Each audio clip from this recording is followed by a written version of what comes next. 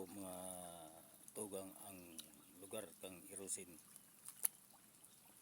barangay Makawayan, Sikyo ng Sagap.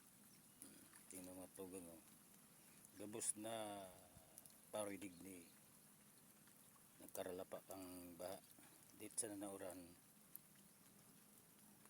na taas tulos ang tubig para hindi kasi naayos yung mga harang sa baba. Kaya maging mga parao madigdi lalo po na magdi-December na ngayon.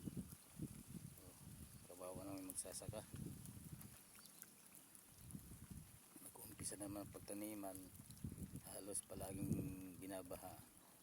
Kawawa naman yung panibagong tanim yung mga tugan.